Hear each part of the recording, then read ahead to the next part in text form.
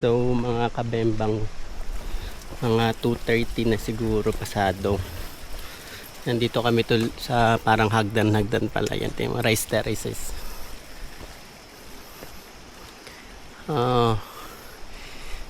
Dati nakikita lang yan sa pictures, ngayon hinadaanan lang namin.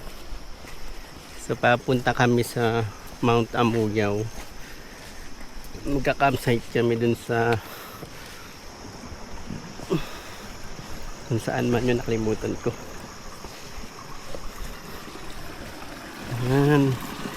So ilang oras na kami naglalakad, 10:45 kami nag-start kasama yung pahinga pati lunch namin.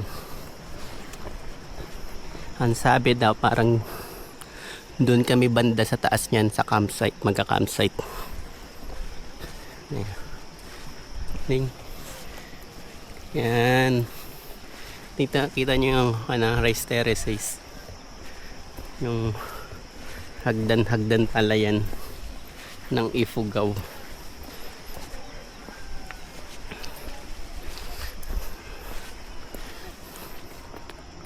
So far yung experience dito, sa una super nakakapagod siya, nakakahingal, pero pag nasa kalagitnaan ka na, masasanay na yung katawan nyo. Hello po. Yun lang. Stop recording.